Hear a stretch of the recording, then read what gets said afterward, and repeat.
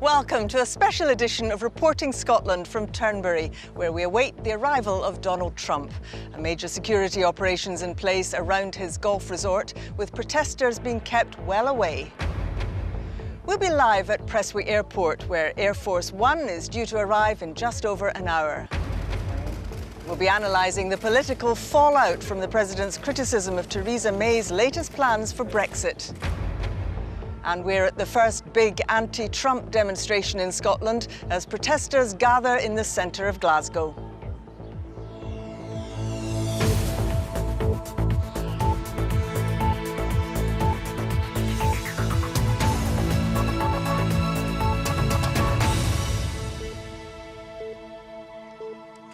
Good evening from Turnberry in Ayrshire, where we're waiting for the arrival of President Trump after a day which saw him meet the Prime Minister at Chequers before having tea with the Queen at Windsor Castle.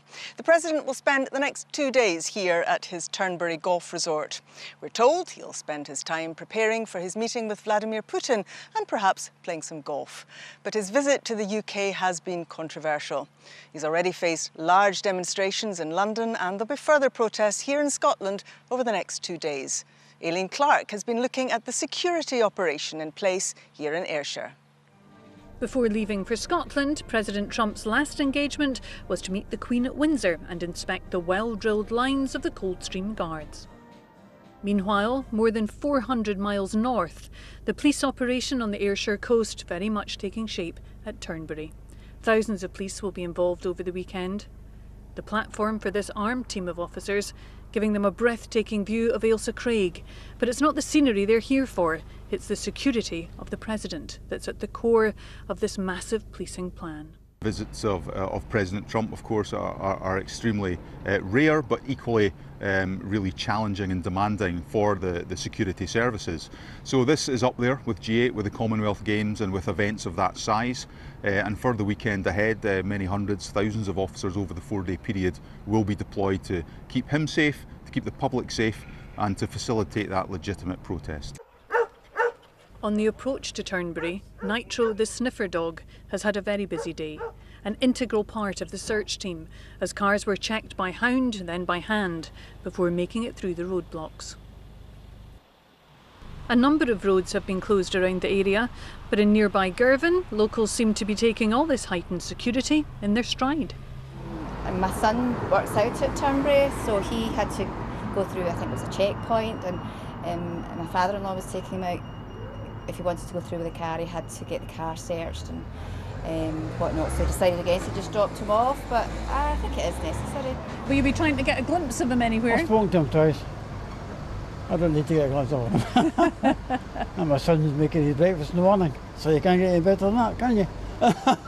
Shona Quick was born in Ayr but brought up in America. She's moved back to her roots now and says the security operation here is appropriate for a president. I think it's absolutely essential. The security, I think, comes with the office. It doesn't come with the person. A lot of people think, oh, they're down on Trump because we're spending our taxpayers' money on his protection, but it wouldn't matter who the guy was. It could be JFK, it could be Clinton, it could be anybody. Wherever you look around Turnberry, you'll see police on the golf course, on bikes, on boats. Police Scotland say it has been a challenge to work out just how to secure this area. After all, it's a golf course and a hotel complex. But that's why, as well as all the police on the roads round about here, you'll also see plenty of them lined up on the beach. The President is expected to spend the weekend at his hotel. Today the Trump helicopter was parked up and waiting, and it's likely he'll head down for a round of golf on the famous course he's spent millions redesigning. Aileen Clark, Reporting Scotland, Turnberry. The President's due to arrive at Prestwick Airport in the next hour. Our correspondent David Henderson's there for us tonight. What more do we know, David?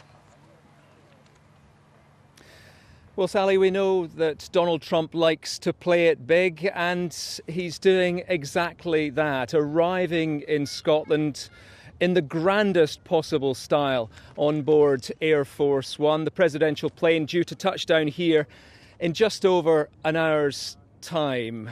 As a result, tremendous security here at Prestwick Airport, hundreds and hundreds of police officers all around the airport. No signs, no obvious signs of protest yet, but lots of people are here to watch Air Force One arrive.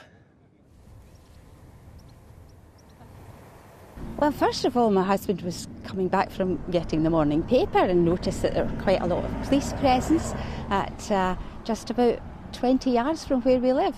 And we decided we would come for a walk and been quite amazed at what we've seen. It's just something a bit different today, really. To see Air Force One and all the carry-ons, you know. I know who's on the plane, obviously, but I'm neither up nor down about them, to be fair. We're just here to see the plane. Now, when Donald Trump arrives here this evening, he still has to travel down the coast to Turnberry, to his golf resort. There's a couple of options available to him. He could climb on board Marine One, that's the presidential helicopter, for that 20-mile flight, or he may choose to get into the presidential motorcade and travel by road. We don't know which option he prefers. But one thing is clear, Donald Trump has said many, many times that he loves Scotland. We're about to find out if Scotland loves him back. Indeed. Thank you very much, David Henderson. Well, the President's visit to Scotland comes after an extraordinary day in which he told a newspaper that Theresa May's Brexit plans would kill off any trade deal with the US. He backtracked on that later. Meanwhile, thousands of people have been marching through central London to protest at the President's visit. Here's our political correspondent, Nick Eardley. A handshake and a smile, but there's no disguising the awkwardness after President Trump said the Prime Minister's Brexit plan made a trade deal with the United States less likely. Controversy follows this president wherever he goes, and so does protest. Today it's London, tomorrow it'll be Scotland. And here's some of what you can expect over the weekend. A giant balloon depicting the President as a baby. It'll be flying over the skies of Scotland tomorrow. Trump baby will fly over Scotland this weekend. I absolutely guarantee it. You know, now that we've run him out of town in London, we've got to run him out of Scotland. But first, a political row to diffuse. So I would say I give our relationship, in terms of grade, the highest level of special. So what about that trade deal the President had rubbished less than 24 hours earlier? I read reports where that won't be possible, but I believe after speaking with the Prime Minister's people and representatives and trade experts, it will absolutely be possible. But the trade is a little bit tricky. We want to be able to trade and they want to be able to trade, and I think we'll be able to do that. The United States is keen for us, we're keen to work with them, and we will do a trade deal with them and with others around the rest of the world. It wasn't all helpfully diplomatic. Boris Johnson, I think, would be a great Prime Minister. And then there was this claim. Well, if you remember, I was opening Turnberry the day before Brexit, and I think you will agree that I said I think Brexit will happen. Not quite. That visit was the day after the referendum, though the President had previously predicted the result. And just as President Trump was making those comments, the second of the big protest marches in central London was beginning. Some argue that it's the right thing to welcome the leader of one of our oldest allies, but others, including the tens of thousands expected here, disagree. There's no way we should be welcoming here. It should be meeting the Queen and having that honour. This president, to me, is not only the worst example of our species, I just think he's a highly destructive person. His views are awful. We need to stand against and help America to get rid of him because everything he does is just wrong. At a time of political division, the most divisive president of all is tonight on his way to Scotland. Nick Eardley reporting Scotland, London. Our political correspondent David Porter is at Westminster for us. David, a fraught day for the Prime Minister. Fraught indeed, and that is probably putting it rather mildly, Sally. Today is, of course, Friday the 13th, and after the past 24 hours and Donald Trump's comments about Theresa May and Brexit, she probably will not need reminding of that. This was always going to be a controversial visit. As you can see, there are still protesters in Parliament Square behind me, but generally the demonstrations here have been pretty good-natured today. This morning, Donald Trump and Theresa May met at her weekend retreat at Chequers in Buckinghamshire. There was an immense amount of interest in light of that Sun newspaper interview that he had given as to what the news conference would be. As it turned out, he lavished praise on the Prime Minister, calling her an incredible and terrific woman, saying that he was sure that she would get a deal on Brexit, and he hoped that they would get a deal on a trade agreement between the UK and America. Of course, that is all in contrast to the comments he made to the Sun newspaper when he questioned her Brexit strategy, her negotiation strategy, and lots of other things as well. The overwhelming feeling in Downing Street is one of relief tonight. Relief, I think, that things could have gone a lot worse today, but also as well privately that Donald Trump is now in the air en route to Scotland and will be taking part in what is regarded as the private part of his visit. David Porter in Westminster, thank you very much indeed. A demonstration against the President's visit is being held in the centre of Glasgow tonight. Our reporter Katie Hunter is there. Katie. Sally, crowds have been gathering here since about 4:30 this afternoon, and you can see it's pretty packed now. Hundreds of people with banners, none of them particularly complimentary about President Trump. And speaker after speaker has been on the stage behind me criticising the President's policies on women's rights, on immigration, to name a few. Now, there are no plans for President Trump to meet anyone from the Scottish Government during his visit here.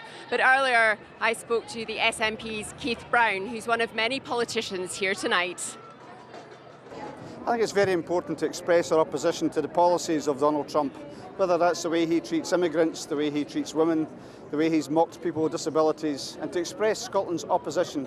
He said yesterday in Brussels that Scotland loves Donald Trump and supports his immigration policies. Well, this is a proof that's exactly wrong. Scotland opposes what Donald Trump stands for. Well, this is one of several rallies taking place across the UK today. Organisers want this to be a peaceful protest, but they want it to send a powerful message. And people here haven't been holding back on their feelings towards President Trump. He's the President of America, so I think he should come, but I think that we then have the right to say that we disagree with him. We've come here today to join with thousands of others to send a clear message that Trump's not welcome. You feel you've got to stand up against, it's Donald Trump, it's not the President of the United States, it's Donald Trump the person, and his views are just disgusting. Well, there was a very small pro-Trump protest earlier on. Those protesters were surrounded by police to keep them separate from the main protest here, and they were eventually led away by officers. But on the whole, this has been a very friendly, very good-natured event, and it's expected to continue until 9 o'clock this evening. Katie, thank you very much for that. I'm joined here in Turnberry now by our political editor, Brian Taylor. Brian, it's David Mundell, the Scottish Secretary of State, who's going to be meeting President Trump when he lands at Prestwick Airport, not Nicola Sturgeon, the First Minister. How much of a dilemma has this been for the Scottish Government? It's something of a quandary. I mean, Nicola Sturgeon, all politicians have, to varying degrees, been sharply critical of Mr. Trump. Nicola Sturgeon has been among those who's been very critical. Indeed, there's one report today suggesting that Donald Trump hates her. Personally, I imagine she could endure that with equanimity, but when tomorrow, for example, there's a substantial march and demonstration in Edinburgh, rather than attending that, she's leading the Pride March in Glasgow, in its way perhaps sending a signal to Mr. Trump. But, you know, there is a problem for those politicians who are in government, like Nicola Sturgeon, because too easily for Americans it can seem that the protesters insist that they are protesting against one American, not America, but too easily it can seem that that tips over into criticising the office and even criticising America. And so I think it was no accident that it's Keith Brown who's being sent from the SNP to speak at the rally in Glasgow tonight. He is the deputy leader of the party, so therefore he represents a political standpoint, but to his own intense chagrin, he's no longer in government, so therefore he's not representing the Scottish cabinet. So I think that is quite a diplomatic move by Nicola Sturgeon. As to David Mundell, he will welcome the President at Prestwick Airport. He says that he has been critical of various Trump policies in the past, but he argues that it is right to welcome a man who comes from a nation which is Scotland's largest single export market, £4.8 billion worth of goods. Brian Taylor, thank you very much. We'll come back to you a bit later on. But in the meantime, we go back to Sally McNair in the studio in Glasgow for the rest of tonight's news. Sally, thank you. A 16-year-old boy has been remanded in custody after making his second appearance in court, charged with the rape and murder of a 6-year-old girl on the Isle of Bute. Alicia McPhail's body was found hours after she was reported missing on the 2nd of July. The teenager, who can't be named for legal reasons, appeared in private at Greenock Sheriff Court earlier. He made no plea. Alicia, from Airdrie in North Lanarkshire, had been staying at her grandmother's house on Bute. A right-wing extremist has been found guilty of terrorism offences after being found with explosives capable of being used to build a bomb. Police raided the Edinburgh home of 35-year-old Peter Morgan in July last year and discovered Nazi flags and racist literature. Following his conviction at the city's High Court, Police Scotland said Morgan's interest in explosives and his right-wing beliefs made him a danger to the public, but stressed he'd been caught before he was able to construct any device capable of doing harm. A picturesque Aberdeen harbour will no longer have any fishing boats on its shore after a landowner ordered they be removed. Following a long legal fight, creel fishermen at Cove Bay will now be evicted. Boats have been kept at the harbour since the 1700s, but the landowner says they have no right to store their equipment on his property. Rebecca Curran reports. Work is already underway to remove boats from this historic harbour, just one day after fishermen lost a long legal fight against eviction. It's a shame. I mean, we see the fishing heritage of Cove drawing to an end, I think, really. You know, it's just making life more difficult than it needs to be. To this day, we still don't know what his intentions are, really, with the harbour. So, but you know, a harbour without any boats seems a bit strange to me. Fishermen have kept their boats on the shore here for generations, launching them from the bay to fish for lobster and creel. Charlie Abel is seen here in the yellow trousers. His family have fished here for 4 decades. We know these waters, these are our local waters, we fish these waters and we can't do that anymore, it's just wrong. I was involved in a rescue here as well. If I hadn't been there that day, what else might have happened? This crab fisherman spent years fishing from Cove. He's now moved to Aberdeen after boulders were placed at the harbour to prevent access. Well, I came to that decision because it was getting too hard and awkward to work out here. You can't get turned with a trailer at, so I thought invest into a bigger boat and fish out Aberdeen where it's easier. The landowner now has 28 days to remove these boulders from the site. The fishermen have the same amount of time to remove their boats, but until this goes, they can't go anywhere. Prahlad Kohli, the landowner, lives in this house overlooking the bay. He didn't want to comment on his legal victory, which some fear will signal the end of fishing from the historic harbour. Rebecca Curran reporting Scotland, Aberdeen. More than 2,500 homes in Scotland are red flagged to ambulance crews because of fears for their safety. It means paramedics shouldn't enter these properties without a police backup. The majority of their addresses are in round Glasgow. The Scottish Ambulance Service says getting to the sickest patients will always be the priority, regardless of police attendance. Around half of Scots surveyed feel they'll never be able to buy their own home. More than 3,000 people were questioned as part of research for the Bank of Scotland. It found around a third will want to use the UK government's Help to Buy scheme to buy a property, while 1 in 5 anticipates some financial support from family members. A burst water main has caused flooding in Glasgow and affected water supplies to thousands of homes. The burst happened in Garscube Road near the M8 flyover in Cowcaddens. There's been flooding on Garscube Road, New City Road and Phoenix Road. Around 25,000 customers are thought to have had some problems with their supplies. It's an Englishman at the top of the Scottish Open golf leaderboard as day 2 nears its conclusion, but there was joy for one Scot today by way of a new course record at Gullane. Kenny Crawford is there to tell us more. Kenny. Thanks very much, Sally. Welcome to Gullane, where it's been another fairly calm day, with the exception of a downpour mid-afternoon. England's Robert Rock is the clubhouse leader at the moment. He shot a 7 under 63 to go 13 under for the tournament. 2 shots clear of another Englishman, Tyrrell Hatton, who's had a good time in Scotland before and he's developed something of a soft spot for it.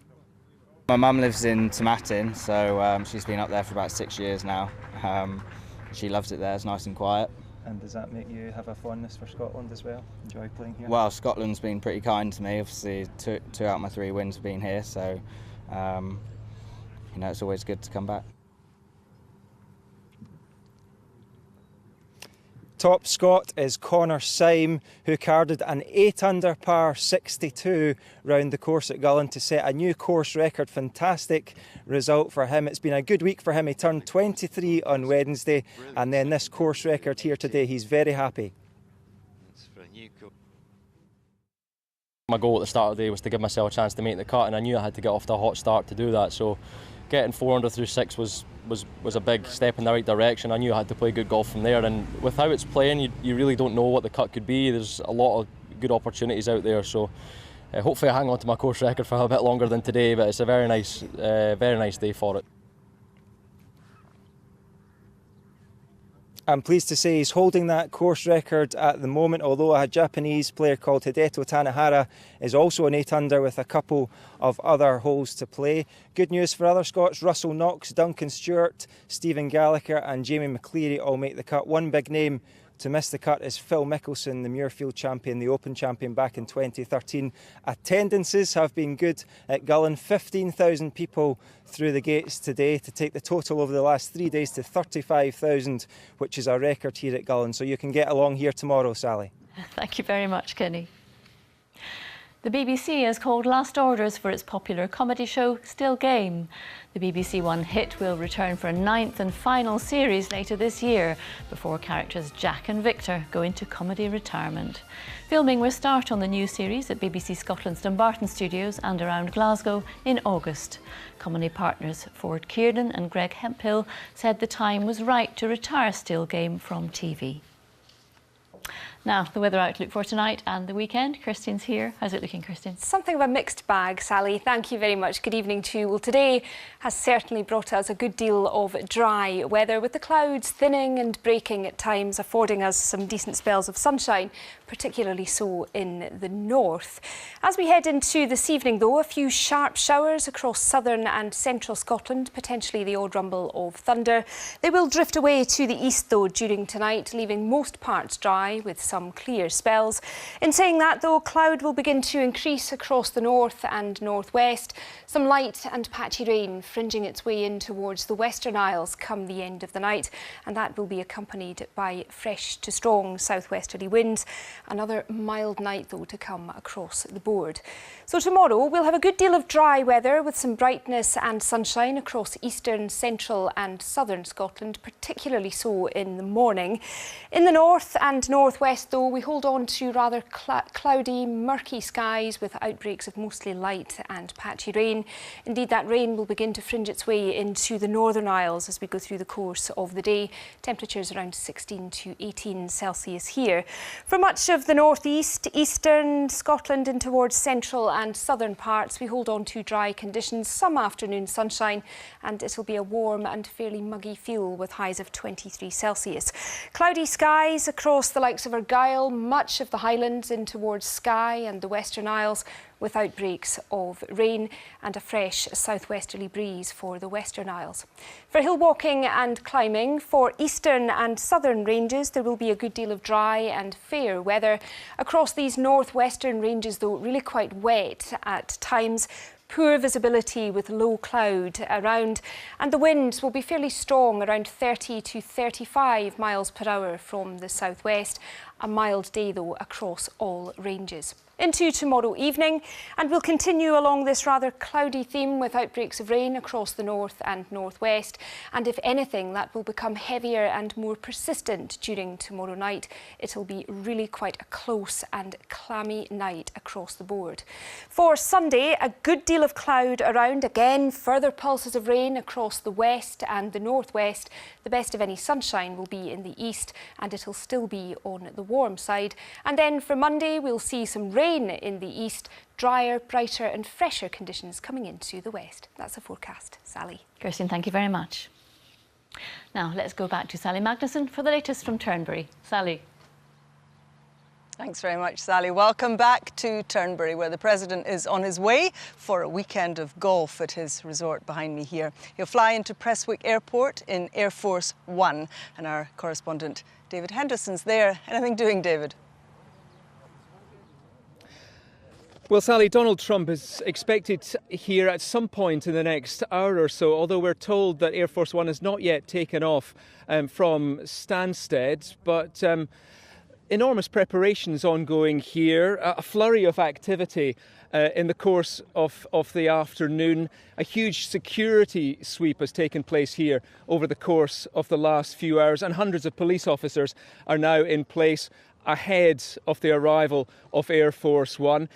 And you know, this arrival has changed this airport. Military planes arriving, the motorcade, even police marksmen, all to allow Donald Trump to spend a weekend at his golf resort in Ayrshire. Sally.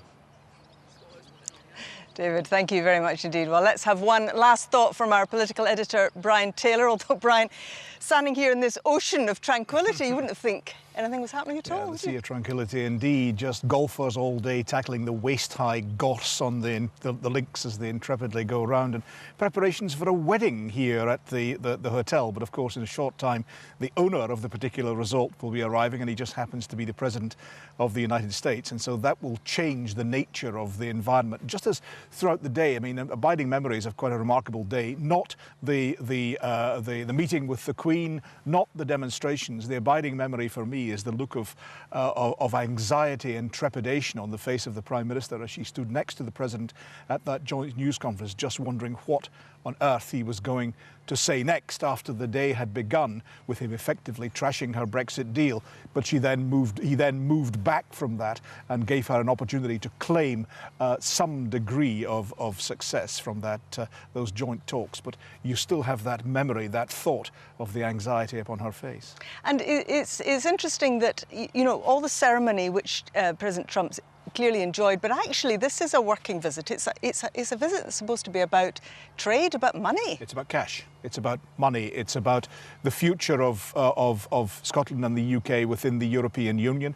It's about the meeting here, of course, the weekend here at Turnberry is about preparing for that quite remarkable meeting on Monday with President Putin. But it's ultimately, in terms of the negotiations with the Prime Minister, about cash. Will there or will there not be a trade deal between the UK and the US? Will that or will that not be to the advantage of the UK? Brian Taylor, thank you very much indeed. And that is it for now, as Scotland prepares in various ways to receive the 45th President of the United States. I'll bid you good evening from Turnberry. Sally McNair will bring you the latest in our next bulletin just after the 10 o'clock news. Until then, goodbye.